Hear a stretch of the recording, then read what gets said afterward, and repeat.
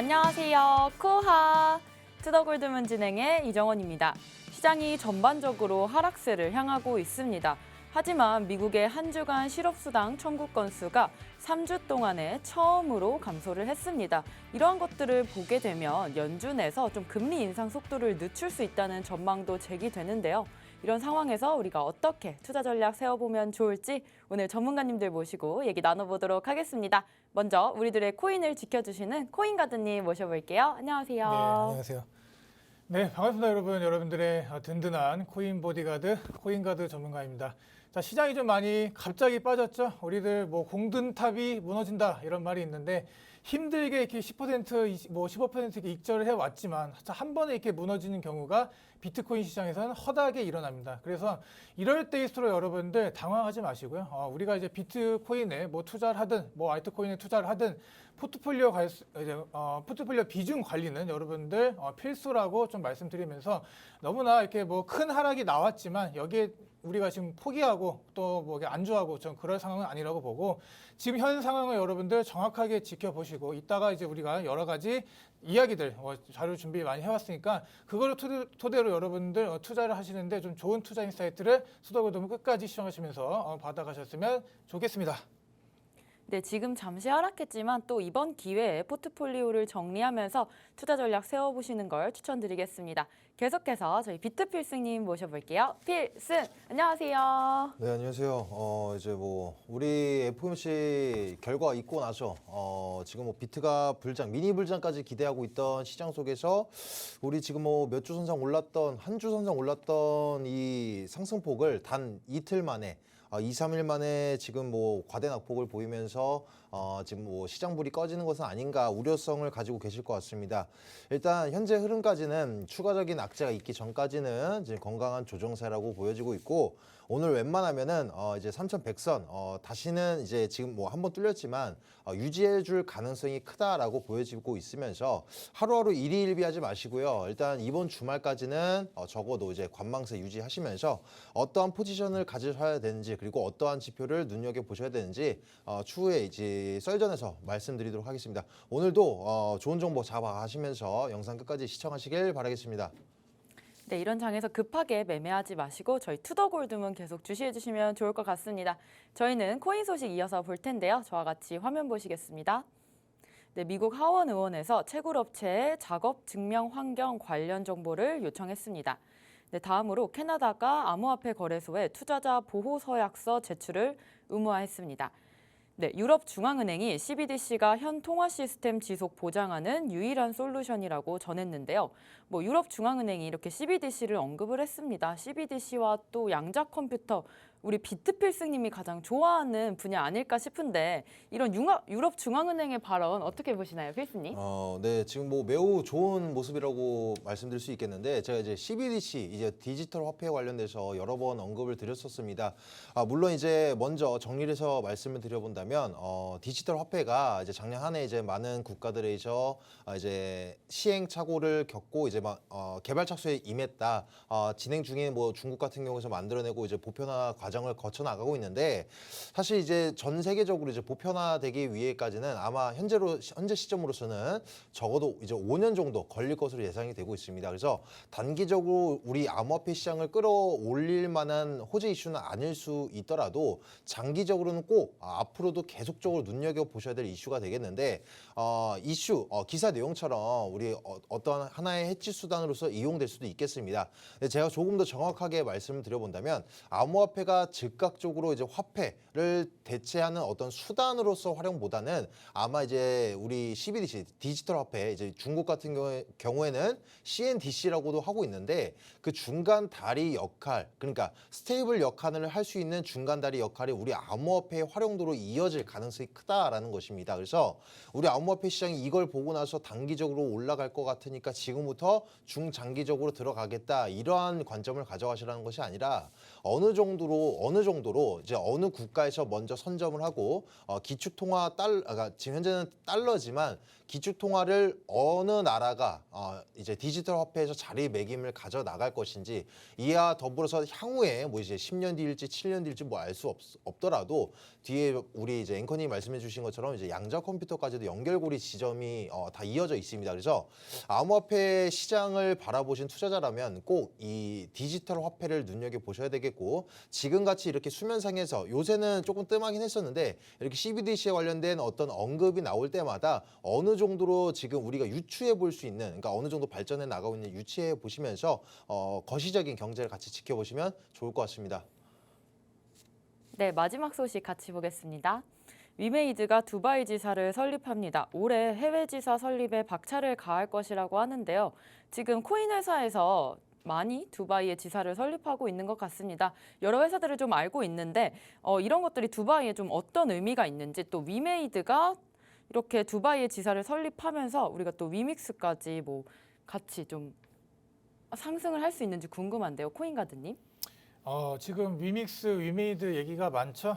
블록체인 메인넷 내달 공개한다는 소식이 있습니다. 이에 뭐 비트코인, 이더리움에 뭐 파일을 뛰어넘는다 이런 큰 포부를 갖고 있는데, 자 우리 장영국 대표가 지금 두바이에 지금 방문해서 뭐 TV 인터뷰도 하고 상당히 노력을 많이 하고 있습니다.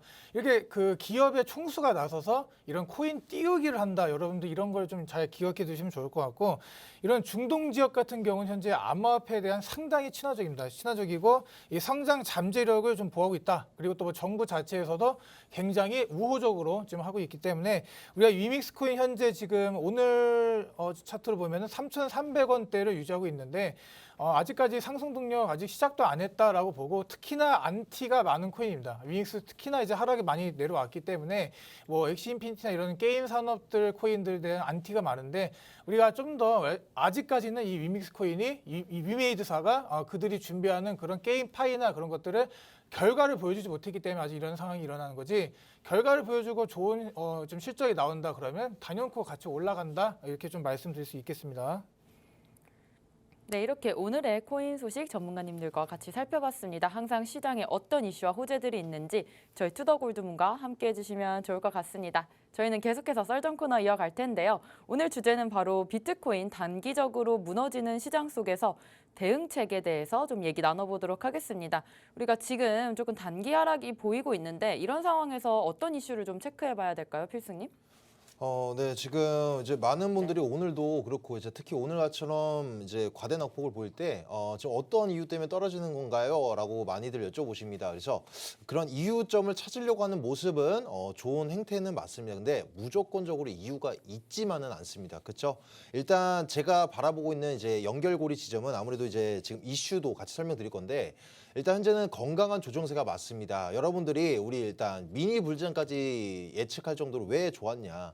아무래도 CPI 발표 지수가 이제 피크아웃이 되면서 꺾이는 것은 아닌가, 그러면서 일단 9월 달에 있을 금리 인상 폭을 0.5%의 무게가 실리면서 시장이 반등세가 이어졌습니다. 그래서 근데 그 반등세 치고는 너무 짧았던 것이 아닌가요? 라고 하실 수 있겠지만, 비트코인 주봉 선상 보시면 거의 6주 넘는 시간 동안 상승세가 이어져 왔습니다. 그 안에 어떤 강력한 호재가 있던 것도 아닌데 그만큼 즉슨 항상 선반영이 되어 있다. 그리고 선반영 되었던 만큼 우리가 예측했던 수치보다도 오히려 더 하회하는 수준이 나와줬기 때문에 CPI 발표 지수 이후에 그 한 주 동안 상승장이 이어졌다라는 것입니다. 그래서 현재 시점에서는 이제 건강한 조정세가 나와줄 때가 됐어요. 조정세 없이 지속적으로 올라간다라는 건 그게 상승장이겠죠. 근데 많으신 분들도 아시다시피 지금 같은 장에서 상승장을 기대하신 분들은 없을 겁니다. 그렇기 때문에 지금처럼 이렇게 건강한 조정세가 분명히 나올 시점에 이슈까지 더불었다라고 말씀드릴 수 있겠는데, 이따가 이제 FOMC 회의록에 관련돼서 추후에 이따 설명드릴 거고, 지금 눈여겨볼 만한 이슈는 아무래도 8월 달에 있을 이제 마운트 곡스, 이미 기존에도 여러 번 설명이 나왔었어요. 마운트 곡스에 있던 이제 보상 체계로 인해서 많은 물량이 이렇게 풀려 나가면 시장의 매도 압력세가 가해지면서 이제 하락장이 대폭락장이 오는 것은 아닌가 우려하고 계신데, 저희 개인적인 생각 그렇게 들지는 않습니다. 일단 첫 번째로는 기존 이 마운트곡스에서 피해를 봤던 사람들은 그때 당시 비트코인 가격에 비해서 지금은 그 사람들에게 있어서는 훨씬 나은 수준의 지금 가격 시점이기 때문에 충분히 홀딩할 만하다. 그리고 나서 보상 체계가 비트코인만 이루어지는 것이 아니라 뭐 비트코인 혹은 그 다른 코인으로도 보상을 받고 거기 더불어서 이제 화폐로도 통화화폐로도 현재 통화화폐로도 보상 체계를 받기 때문에 비중이 일단 나눠진다. 나눠지고 나서 비트코인에서도 이제 홀더들이 많을 것으로 예측되고 있고 그렇기 때문에 시장을 과다하게 낙폭을 일으킬 만한 그런 모습 연출되지 않을 것으로 전망되고 있습니다. 그리고 눈여겨볼 만한 이슈는 바로 이제 이더리움입니다. 이더리움이 어제까지만 하더라도 이제 9월 15일부터 20일까지 예측되었던 이 머지 업데이트 이더리 2.0이 15일로 거의 확정이 나 있는 상황인데 아무래도 9월 달에 있을 금리 인상이 CPI 발표 지수와 이제 금리 인상이 9월 달에 있다 보니까 9월 달에 또 무서운데 미리 우리는 대비하고 걱정하고 계실 겁니다.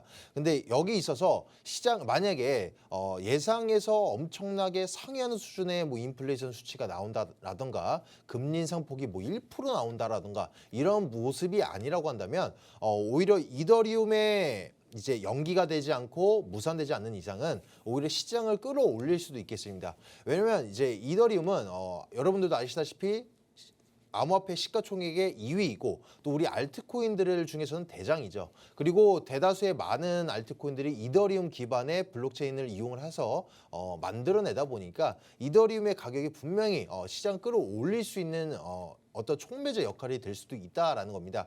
물론 지금 9월 15일 날 그러면 이더리움 2.0이 업데이트가 되니까 좋은 것은 아닌가라고 생각하실 수 있겠지만 무조건적으로 이렇게 또 확정지시면 안 된다라는 것은 일단 첫 번째 무산될 가능성이 현재는 없습니다. 일단 테스트넷도 거친 상황이라서 무산될 가능성은 없겠지만 0.1%라도 그런 가능성도 배제하시면 안 되겠고 더불어서 연기될 가능성도 분명히 존재하겠습니다.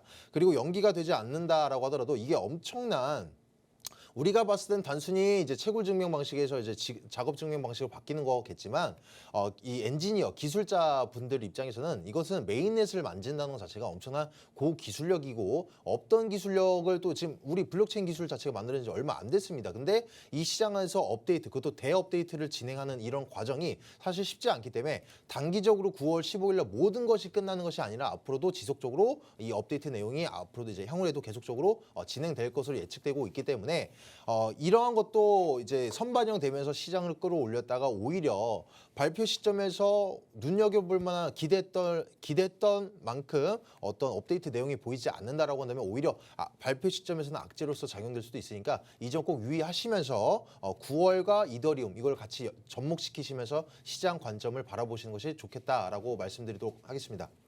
네, 필승님께서는 지금 현재 건강한 조정세를 보이고 있다라고 말씀을 주셨는데요.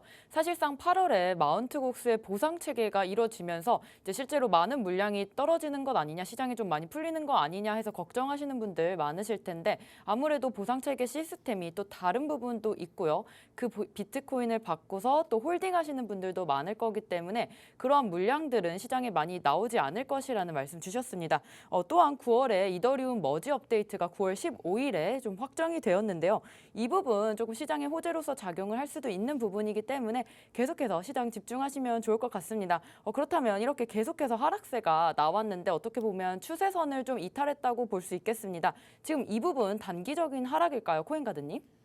지금 일단 필승님께서 이제 마운트콕스에 대한 얘기 좀 해주셨어요. 이거 너무나 많이 물어봐서 저도 다시 한번 간단하게 얘기를 드리면 우리 83개 비트코인 해킹 당하고 거기에 대해서 피해자들이 열받고 그래서 보상해라 했는데 이게 보상이 지금까지 잘 안 된 거죠. 그래서 지금 이게 비트가 이렇게 쭉 올라갔단 말이야. 이런 법률상 보상이 안 된 상태에서 비트가 쫙 올라갔으니까 지금 이 가격으로 배상해라 이런 식으로 지금 막 머리가 너무 아픈 상황인데 지금 어찌됐든 법률상 이제 보상을 해야 돼요. 보상해야 되는데 지금 가격에 이제 보상하게 되겠죠. 그럼 만약에 이제 이 피해자들이 갖고 있는 이런 보상 받았다 할 때 지금 팔까요, 여러분? 안 팝니다, 여러분. 더 올라가고 이걸 기다리겠지. 지금 바로 내던져서 시장에 물량이 나온다, 비트가 내려간다 이렇게 생각하시면 여러분들 투자 절대로 못 하신다라고 좀 생각이 들고 지금 여러 가지 뉴스를 너무 많이 준비했어요. 오늘 너무 많이 준비했는데 제일 중요한 게 뭘까 이런 거 좀 제가 찝다가 지금 현재 좀 차트를 보면서 말씀드릴게요. 자, 지금 이게 보이시는 게 이제 비트코인 도미넌스입니다. 예, 도미넌스인데 도미넌스라는 건 이제 어떻게 보면 비트코인의 지배력이라는 걸 말을 하는 거였죠. 그래서 이렇게 보면은 계속 내려오고 있어요. 내려오고 있다가 이 부분에서 살짝 반등을 하면서 우리 지금 하락장이 나왔다고 보시면 돼요. 그래서 비트코인 도미넌스가 이제 하락 채널이 나온 이 부분을 상방으로 돌파하고 올라갔습니다. 그렇기 때문에 지금 현재 알트코인 롱 포지션 선물하시는 투자자들 말씀드리는 거예요. 알트코인 롱 포지션 하고 계신 분들은 좀 주의할 필요가 있다라고 보여지고 상승 채널이 좀 깨진 상태인데 지금 비트코인 차트를 한번 보면은 자 우리가 이렇게 지금 흘러가고 있습니다. 예, 흘러가고 있고 크게 여러분 하락이 너무 크게 나온 건 아니기 때문에 크게 걱정할 필요는 없다고 보여지는데 제가 여기서 지금 볼 만한 차트가 뭐냐면 제가 계속 말씀드렸다시피 이 주봉 차트입니다. 주봉. 자 지금 주봉 차트를 보면은 제가 계속 말씀드렸던 게 여기를 깨면 안 된다. 이 5일선 이 차트를 깨면 안 된다고 말을 했는데 살짝 깨려는 좀 그런 조짐을 보이고 있습니다. 자 그래도 아직까지 완벽하게 하락으로 뚫고 내려간 게 아니기 때문에 여러분들 이 단기 이 하락 추세가 계속 이어진다라고 생각하지 마시고 좀 진정세가 오고 그러면 다시 올라올 수 있다라고 말씀드립니다. 옆에 아래에 보시면 MACD 이제 차트를 또 제가 좀 해놨어요. 이게 히스토그램이 여기 보면은 이렇게 올라오려는 모습을 보이고 있습니다. 우리가 이제 빨간색으로 내려갔다가 올라오면서 우리 이제 시그널선을 이제 뚫고 올라온과 동시에 대부분 이제 상승이 나오는 그런 상황이 많은데 지금 이 차트가 주봉상 봤을 때 지금 그런 모습을 보여주고 있기 때문에 일봉상 보고 있는 우리 이런 좀 안 좋은 움직임들 다 일봉상을 보면은 이게 다 깨져 있습니다. 이게 깨져 있고 그렇기 때문에 너무 크게 걱정하지 말라라는 것들 지금 차트를 보면서 좀 간단하게 말씀드렸고 지금 다시 이제 돌아가서 좀 이슈를 말씀드리면 우리 여러 가지 좀 안 좋은 소식들이 많이 있긴 있어요. 뭐 코인베이스에서도 지금 좀 오래전 얘기입니다. 신규 상장을 할 시에 우리가 이제 25% 정도의 내부자 거래가 있었다. 이런 것들 지금 법의 보호를 받을 수가 없죠. 그렇기 때문에 정말 많은 좀 사건이 이제 일어날 수도 있습니다. 이거 가지고 지금 우리 2018년 9월부터 2022년 5월 기간 이제 코인베이스에 상장된 코인 이제 10%에서 25% 상당의 이 물량들이 내부자 거래로 상당한 그들이 이득을 봤다. 이런 것들이 지금 SEC 쪽에서 지금 시비를 걸고 있어요. 그런 것들을 보면은 이제 이더리움 이제 머지 업데이트 앞두고 여러 가지 호재도 있지만 지금 이런 숨어 있는 악재들 또 하나 더 보면은 이 셀시우스의 이제 투자 중단 이런 것들 이제 좀 말씀을 드릴 수가 있겠습니다. 캐나다 연기금에서 연기금이라고는 뭐예요? 지금 우리 국민들의 이제 연금을 이제 관리하는 건데 여기서 이제 투자하던 이 셀시우스에 투자하던 그 물량을 줄였다. 그리고 투자한 그 금액도 돌려받을 수가 있을까 없을까 그런 것들에 대한 지금 좀 여러 가지 좀 문제가 있고요. 너무 많은 뉴스를 준비해 왔는데 뭐를 좀 말씀드릴까 하다가 이렇게 좀 상당히 압축시켜서 얘기하는 점 여러분들 잘 캐치하셨으면 좋겠고 자 지금의 이제 근본적인 여러분들 문제점을 좀 말씀드리도록 할게요. 지금 근본적인 문제가 뭐냐면 이 인플레이션이 정점에 이르렀고 이제 내려오고 있느냐 이건데 그 이후에 이제 어떻게 상황이 지금 펼쳐질까에 대한 것을 지금 말씀드리도록 할게요.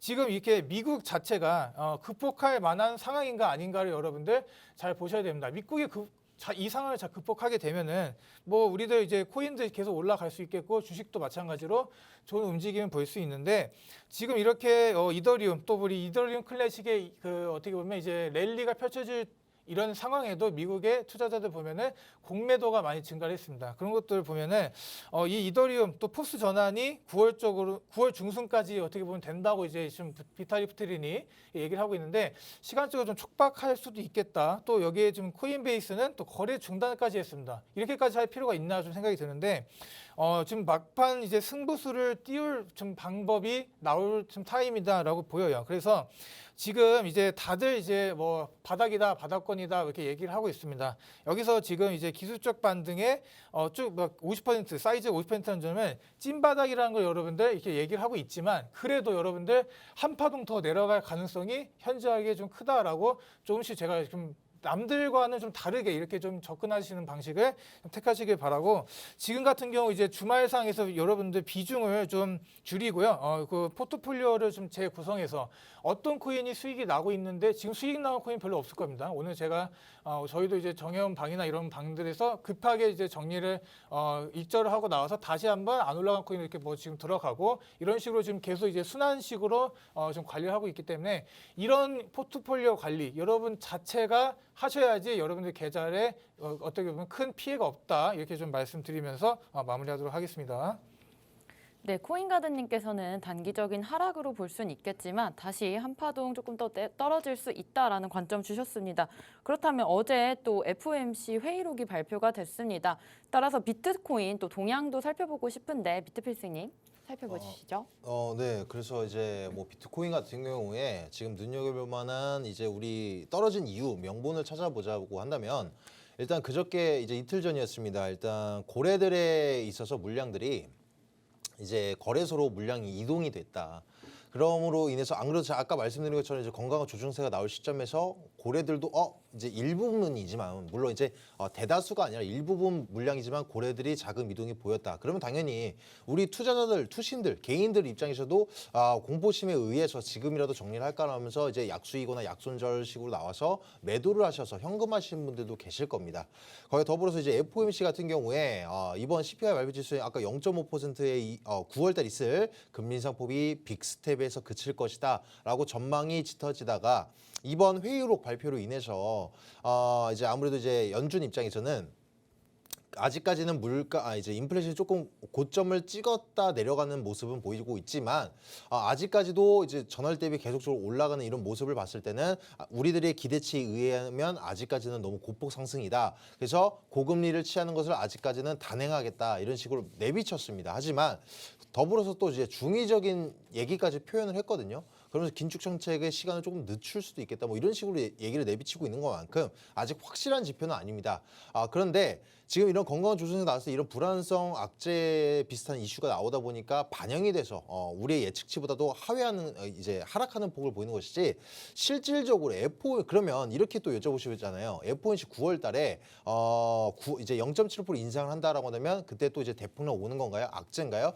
악재는 맞습니다. 당연히 고금리를 취하는 건 악재가 맞겠지만 아무래도 항상 선반영되었던 것처럼 이미 지금부터 반영이 되고 있어요. 그래서 0.75%에서 벗어나는 뭐 1% 상승이 아닌 이상은 앞으로 이제 뭐 3번 정도 인상이 남았지만 발표 시점에서 막상 그렇게 과대낙폭을 보일 만한 악재는 아닐 것이다. 그리고 중요한 것은 그러면 과대낙폭은 아니니까 지금 선반영이 되는 거니까 9월달 발표 이후에 오히려 올라갈 수 있겠구나 이것이 아니라 지금부터 이제 발표 시점까지 피크아웃이 맞았는지 그게 가장 우선적이 되겠고 CPI 발표 지수가 먼저 있으니까 그게 우선적이가 되겠고 추가적인 거시적 경제의 악재 지표가 없는지 드러나는 것은 없는 건지 우리가 루나 사태 예측하실 수 있었습니까? 아무도 예측 못합니까?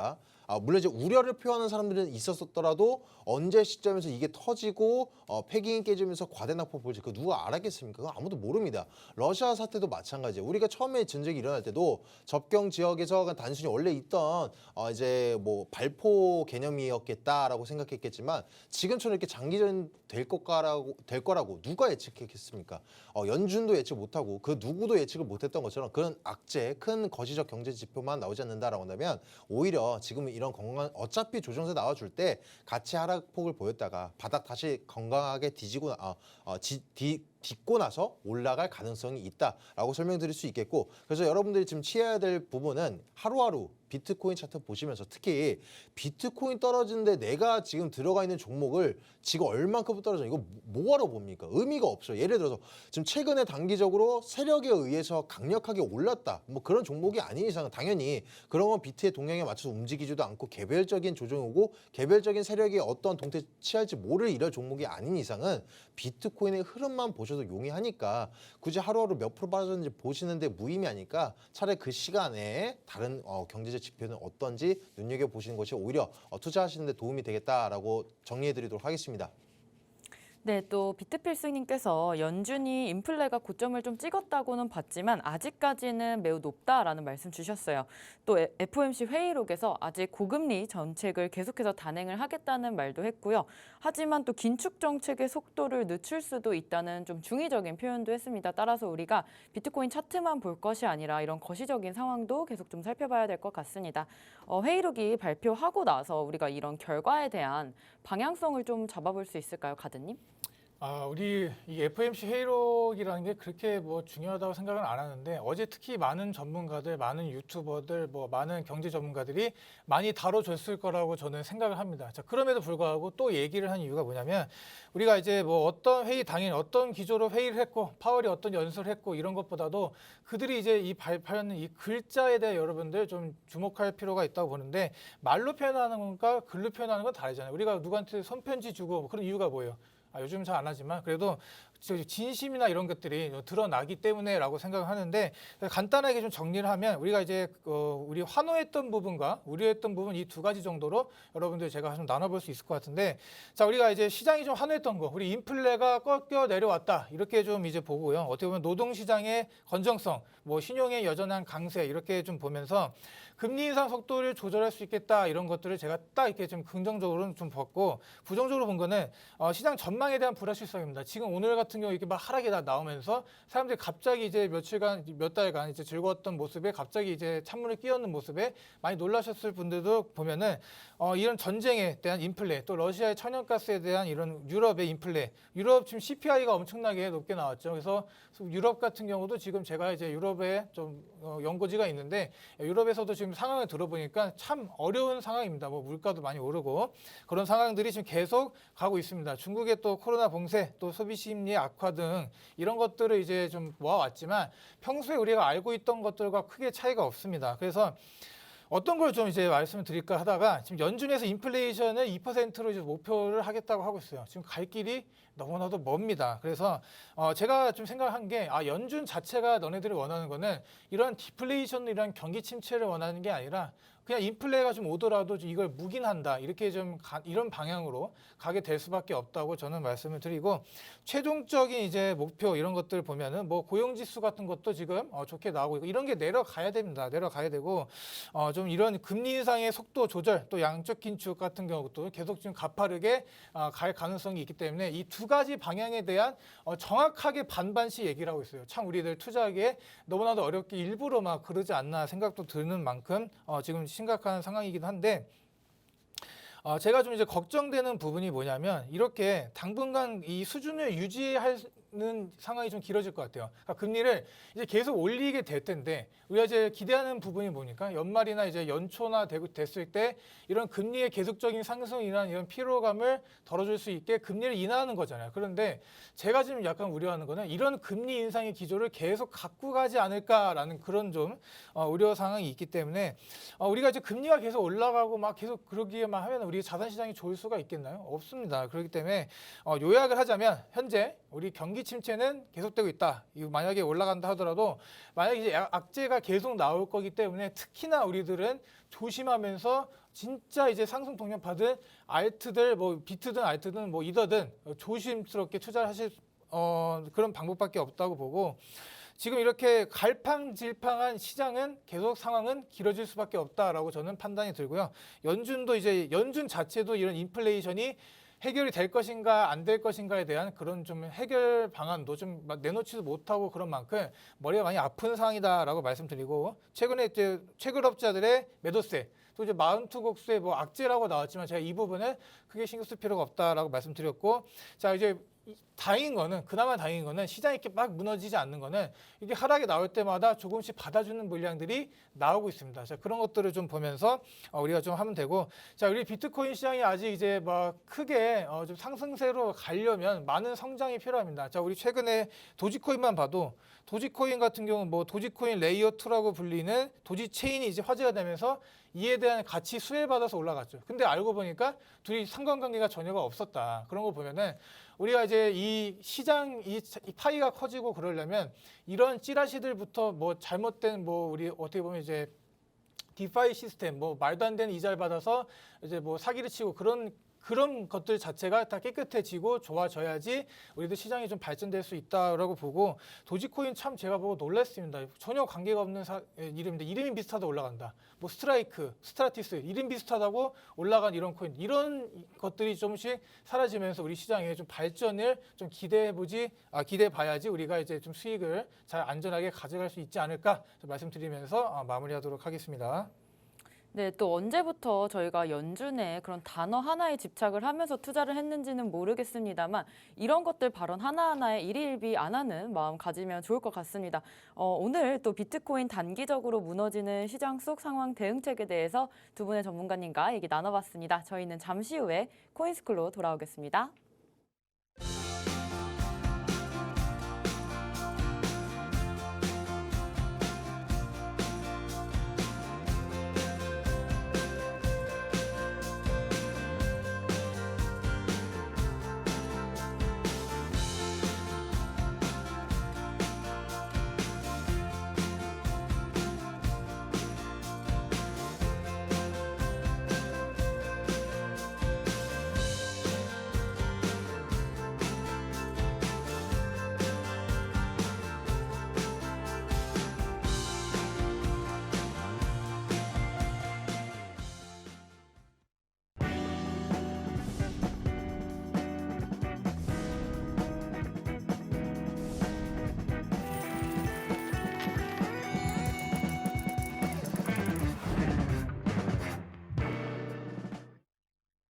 네, 코인스쿨 시간입니다. 오늘은 비트필승님께서 볼린저 밴드에 대해서 강의해 주실 겁니다. 오늘 강의로 많은 정보 얻어가셨으면 좋겠습니다. 비트필승님 모셔볼게요.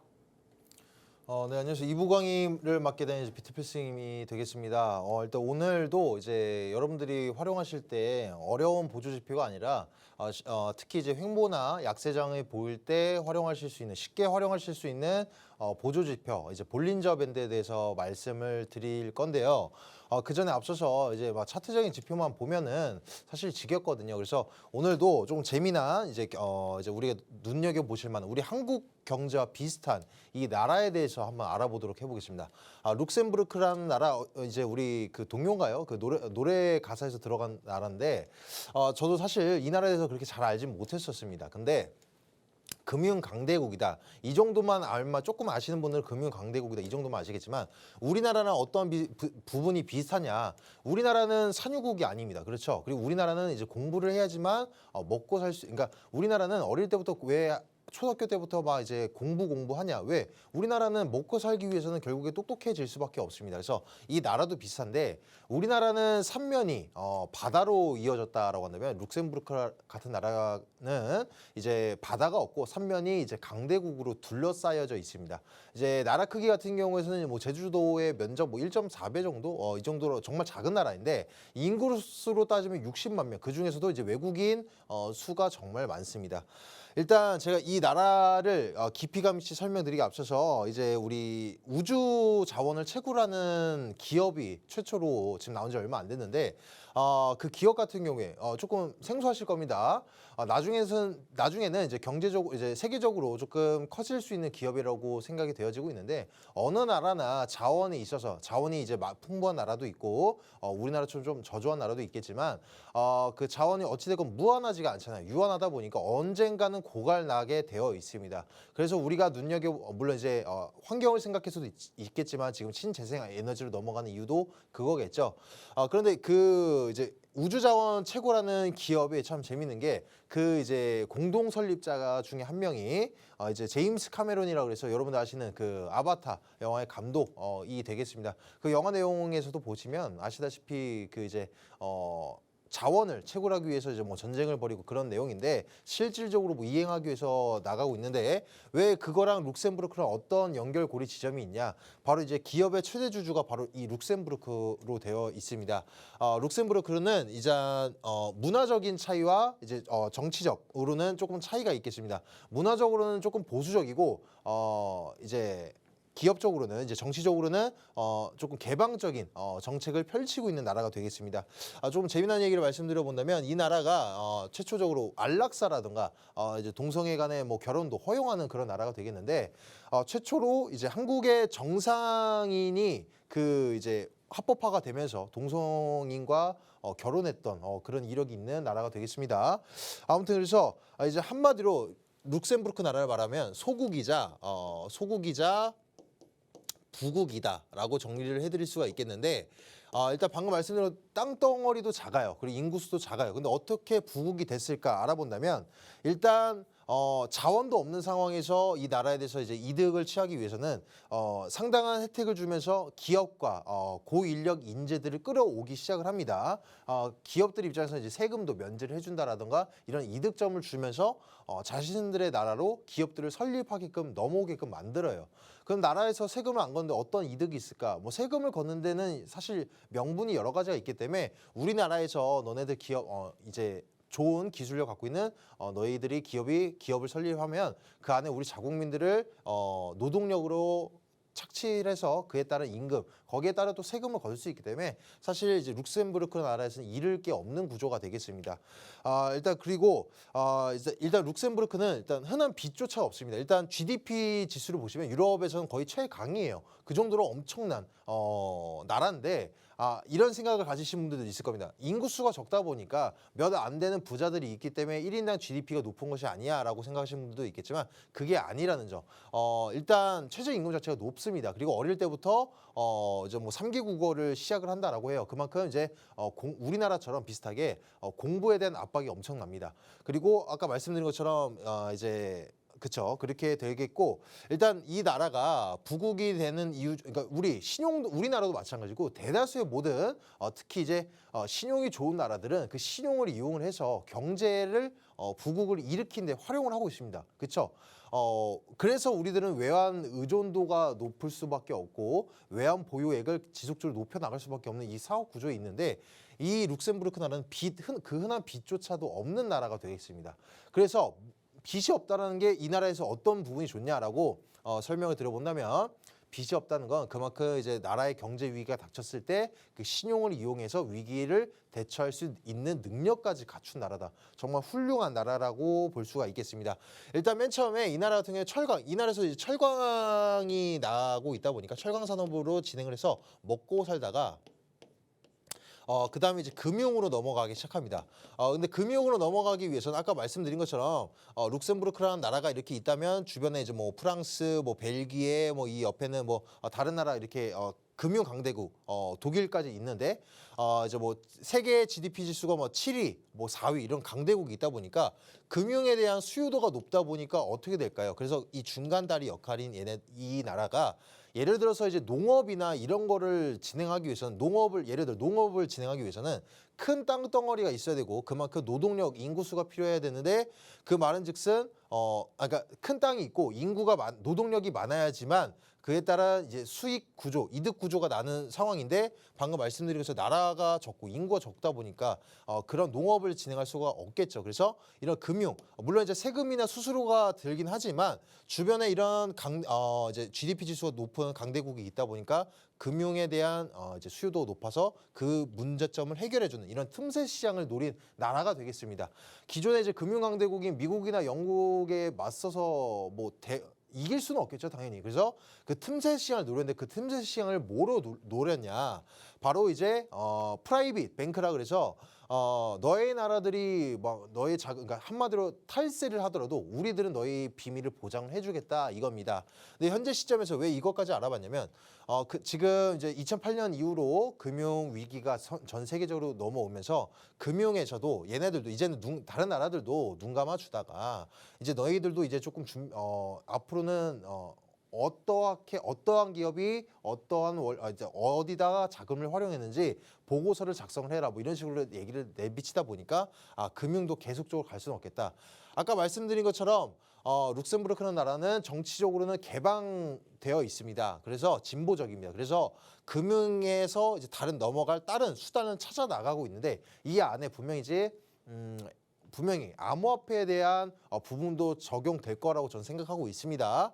그래서 일단 한마디로 이 성장을 할 수 있는 핵심의 가치는 개방 정책이다라고 말씀드릴 수가 있겠는데 일단 이 나라가 지금 현재로서는 이제 금융 강대국으로 이제 금융 강대국가는 이런 틈새 시장 노리고 있지만 이 넘어갈 시점에서는 분명 다른 산업을 찾아야 돼요.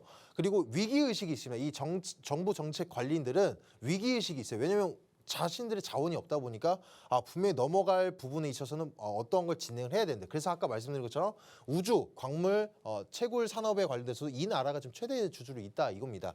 그래서 여기서는 제가 아까 썰전에 앞서 말씀드렸을 때도 이 중국이 지금 중국뿐만 아니라 뭐 이제 디지털 화폐로 넘어가는 이런 시점에서 연결고리 지점이 우리 암호화폐에 대한 활용도가 있을 것으로 전망된다라고 말씀드렸습니다. 물론 얼만큼 이제 뭐 스테이블 형식으로 이용이 될지 아니면 뭐 해치 수단 이용될지 아무도 알 수 없겠지만 분명히 활용처는 암호화폐가 이용이 될 거라고 생각이 되어지고 있습니다. 그래서 이렇게 개방적인 나라가 현재 친암호화폐적인 뭐 이제 뭐 두바이라든가 싱가포르 나라가 있겠지만 룩셈부르크로도 그 나라로 전향될 가능성을 배제할 수는 없다. 그래서 앞으로 우리가 이제 뭐 세계적 거시의 경제 지표를 볼 때 미국과 중국을 중심으로 보지만 이 나라도 꼭 눈여겨보셔야 된다라는 점을 설명을 드려봤습니다. 그래서 오늘 일단 설명드릴 보조 지표는 바로 볼린저 밴드가 되겠습니다. 이제 정의를 말씀을 들어본다면 이제 가격 변동성이나 이제 표준 편차의 배수로 결정이 된다. 무슨 말인지 잘 이해가 안 되셔도 상관없습니다. 평균값 주변으로 차트를 보시면 아시겠지만 차트 내에서 볼린저 밴드 보조 지표를 활용하시면 주변에 이제 상단선, 중단선 그리고 하단선이 이렇게 나와주는 이런 모습이 바로 볼린저 밴드가 되겠습니다. 그냥 평균값을 주변으로 분산되는 방식을 강조하는 거라고 생각하시면 되겠지만 방금 말씀드린 것처럼 이 상한선, 중심선, 하한선으로 나뉜다라는 점, 그리고 이 변동성이 높을 때는 볼린저 밴드가 이제 팽창을 하고, 그리고 이제 변동성이 낮을 때는 수축하는 모습 보이고 있습니다. 그래서 넘어가서 볼린저 밴드 활용하는 방법도 아셔야 되겠죠. 그래서 밴드의 폭이 축소라는 경우에서는 이제 밀집 구간을 걸친 후에 상한선을 돌파, 아까 말씀드렸죠. 상한선, 중단선, 하한선인데 돌파 시에 매수를 한다. 이게 기본적인 활용 방법입니다. 그리고 상한선을 접근하고 지표가 강세를 확증할 때도 매수를 한다. 마지막으로는 이게 가장 활용도가 높은데 상한선을 여러 번 건드리지만 주가 지표가 약세를 보인다. 이럴 때는 상한선 근처에서 매도 타점을 잡으시면 됩니다. 그리고 하한선 반대로 이제 볼린저 밴드의 가장 밑에 있는 이 하한선을 여러 번 건드렸지만 주가 지표가 강세를 보이지 않는다. 그 반대로 어떻게 매수를 들어간다. 이렇게 생각하시면 되겠는데 실질적인 차트 지표를 보시면서 이 안에서 단타성을 접근하시면서 이제 고수익도 노려볼 수 있겠지만 지금 같은 이런 차트 지표로 볼린저 밴드로는 이런 횡보 구간에 매수 매도 타점 단타성 노려보실 수 있겠습니다. 안정적으로. 자, 이런 데서 자, 볼린저 밴드가 올라가는 시점, 물론 이제 매물대가 동반되고 강한, 아까 말씀드린 것처럼 강한 확증이 지표가 보일 때는 이때 뭐 매수 타점을 접어볼 수도 있죠. 왜? 돌파 매수로서. 근데 안정적으로 진행하실 때 지금 말씀드릴 거는 돌파 매수보다는 안정적으로. 그래서 이렇게 밑에 하한선을 뚫어줍니다. 근데 강력한 이제 확증이 되지 않을 때는 매물대도 동반이 되지 않는다라든가 이러한 확증이 보일 때는 이때를 오히려 매수 타점을 잡아보시는 겁니다. 그래서 정말 이 안에서도 안정적으로 진행하신다. 그런다라고 한다면 이 중단선 가까울 때쯤에 단타성으로서 매도를 하셔서 이만큼의 수익치를 벌어보실 수도 있겠고, 반대로 고폭 상승치를 바라보시면서 매물대가 동반되지 않고 중단선까지 뚫어줄 수 있는 확증이 서신다라고 한다면 수익적인 관점을 기다려보시다가 오히려 상단선을 터치하거나 뚫어주는 시점에서 매도를 진행하시면 비교적 더 큰 고수익을 노려보실 수 있겠다, 이런 겁니다. 그래서 지금 이런 어쩌다 한번 얻어 걸린 걸 말씀을 드리는 것이 아니라 지금도 여러 번 타점을 찾아보신다라고 한다면 볼린저 밴드 하단선에서 이제 매수를 진행을 하시고 오히려 볼린저 밴드 상단선에서 안정적으로 매도를 진행한다. 그러면 이렇게 과대 낙폭을 보일 때 우리는 대응할 수 있다, 이겁니다. 그렇죠? 그래서 충분히 수익을 노려보시는데 여러분들이 어려워하시는 게 도대체 매수 타점도 어디서 잡아야 될지 모르겠고 매도 타점도 고수익을 노려보고 싶은데 그 최고점을 알고 싶을 때 활용을 할 수 있다라는 겁니다. 그래서 지금 여기도 여러 가지 지금 화살표로 표시가 되어 있는데 매수, 매도 타점, 매수, 매도 타점 이런 식으로 충분히 상한선을 매도 타점이 가장 중요하겠죠. 그래서 여기서 진행을 한다면 단타성 및 수익적 관점으로 특히 보조 지표는 언제다? 이제 횡보세, 강세장보다도 횡보세를 보이거나 약세장일 때 활용하기에 좋은 볼린저 밴드 보조 지표이다라고 설명드릴 수 있겠습니다. 또 다른 지표도 가지고 와봤는데요. 여기서는 반대로 돌파 매매를 진행할 수 있다는 겁니다. 이 초록 색깔이 어떻게 될까요? 볼린저 밴드의 상단선, 밑에 있는 게 하단선. 이 빨간 색깔이 어떻게 될까요? 이제 중단선이 되겠습니다. 그런데 여기서 아까는 반대로 하단선에서 매도, 물론 여기서 자 아까처럼 활용했어도 여기서도 오히려 강력한 하단선이 보이지 않기 때문에 여기서 매수 타점을 잡아보고 나서 중단선이나 상단선에 다다를 때쯤에 매도를 했을 때는 어떻게 된다. 단타성 노려보실 수 있겠다. 혹은 반대로 돌파성, 상단선을 뚫어주는 시점에서 왜 상단선 뚫어줄 때 돌파 매수를 진행할 수가 있겠냐. 언제 돌파할 때 매도해도 언제 돌파할 때 사야 되냐.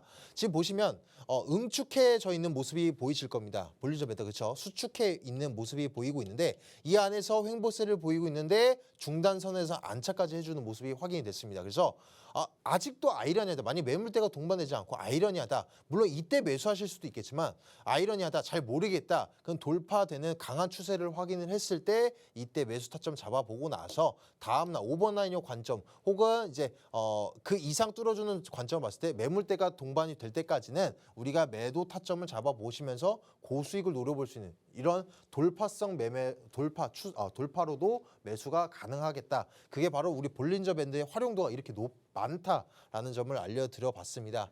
그래서 오늘 제가 오늘 이제 이따 무료 방송에서 히든 코인과 관련해서 말씀을 드려보고자 하는데요. 일단 오늘 볼린저 밴드에서 너무 간략하게 설명을 드렸다 보니까 오늘 어떠한 종목을 잡아야 되는지 특히 오늘 과대낙폭을 보여서 오히려 오늘이 저점인 상황이라고 해서 지금 매수 타점이 되지 않을까라고 공격적인 매수를 들어가시는 분들도 있겠고 혹은 스윙적인 관점이나 조금 고수익을 노려보다가 최근 같은 장에서 매수 타점을 들어갔는데 지금 오늘 같은 장에서 모든 대부분 알트코인은 오늘만 5% 뭐 10% 가까이 깨지는 건 일도 아닙니다. 그래서 지금이라도 손절을 해야 되나 과대낙폭 시장이 나와서 지금이라도 매도를 해서 이제 손실률을 조금 줄여 나가는 것이 용이하지 않을까 이렇게 우려하시는 분들을 위해서 조금 정리를 해 들어보려고 해봅니다. 그래서 여러분들한테 또 이제 보조 지표의 활용도가 언제 쓰는 것이 가장 좋냐. 보조 지표는 매번 언제 어디서나 쓸 수는 있겠지만 활용도가 가장 높고 확신할 수 있는 때는 지금 같은 횡보장, 약세장일 때가 가장 좋습니다. 그래서 만약에 이런 질문 가끔 터무니없는 질문하시는 분들이 있는데 특히 작년과 같은 상승장 속에서 보조 지표가 무시하는데요. 뭐 예를 들어 RSI도 과매수 구간인데 오히려 거기서 더 뚫고 그 이상 가는데요. 뭐 90 중후반대까지 올라가면서 미친 듯한 상승이 나와주는데요. 그럼 보조 지표가 의미가 없는 거 아닌가요? 결국에는 이제 다 지나고 나서 보는 과거 지표가 아닐까요? 이렇게 많은 분들이 여쭤보시는데 언제 활용하냐 그리고 언제 어떻게 활용하냐 그 어떻게 활용하냐 일단 보조 지표 여러분들 뭐 이제 인터넷에 검색해 보셔도 정의나 활용도에 관해서는 글로서는 써 있지만 그것만 보고 매수는 활용 절대 못 하십니다. 왜 그러냐면 그 안에서 어떻게 언제 활용하냐는 바로 여러분들 이제 경험치라고 말씀드릴 수 있겠는데 경험에 의해서 여러분들도 이제 확률성을 높이는 부분이 가장 중요하겠습니다. 그래서 여러분들 그냥 쉽게 설명해 드려본다면 그냥 횡보장에서 보조 지표를 활용한다면 우리가 매도 타점, 매수도 언제 저점인지 모르겠고 매도도 언제 조정 줄지 모르겠고 이게 매도 타점에서도 이게 조정을 주는 건지 아니면은 숨고르기 더 큰 상승을 위한 숨고르기인지 잘 파악을 못 하시는 분들을 위해서 그때 활용하실 수 있는 안정적으로 진행하실 수 있는 보조 지표가 되겠습니다. 그래서 일단 오후 1시 반에 무료 방송을 진행을 할 건데요. 그 안에서 히든코인 지금 물론 이제 히든코인 오늘 안에 막 무조건 들어가서라기보다는 이제 저점 구간 어디 부근에서 매수를 해야 되는지와 목표가 설정을 정확하게 설명드리도록 하겠습니다. 그리고 주말간에는 어떤 비트 동태, 암호화폐 시장이 어떤 흐름을 보일지까지도 정확하게 단타적인 비트코인 동향까지 설명드려 볼 테니까 1시 반에 들어오셔서 많은 질문과 함께 정보 얻어가시길 바라겠습니다. 네, 오늘 이렇게 또 강의에서 볼린저 밴드까지 짚어주셨습니다. 오늘 배우신 부분들 정리하면서 투자에 어떻게 도움이 될 수 있을지 생각해 보시면 좋을 것 같습니다. 좀 더 자세한 매매 방법과 또 차트 분석 저희가 오후 1시 반부터 이어가고 있는데요. 오후 1시 반에 무료 방송 진행하고 있습니다. 함께 하실 수 있는 방법 안내해 드리겠습니다. 먼저 컴퓨터로 들어오실 분들은 박스경제TV 홈페이지에 들어오셔서 좌측 하단 보시면 투더골드문 배너가 있습니다. 배너를 클릭하시면 바로 전문가님들의 실시간 무료 방송을 함께 하실 수가 있고요. 또 핸드폰으로 함께 하고 싶다라고 하시는 분들은 여러분들께서 매일 쓰고 계시는 녹색 창에 투더골드문 검색하셔서 상단 링크 통해서 들어오시면 됩니다. 잠시 뒤 오후 1시 반부터 무료 방송 많은 참여 부탁드릴게요. 저희가 준비한 방송은 오늘은 여기까지입니다. 본 방송에서 제공하는 정보는 투자 판단의 참고 자료일 뿐이며 특정 자산 가치의 상승과 하락을 보장하지 않는다는 점 유의해 주시길 바라겠습니다. 저희는 다음 이 시간에 오겠습니다. 시청자 여러분 고맙습니다.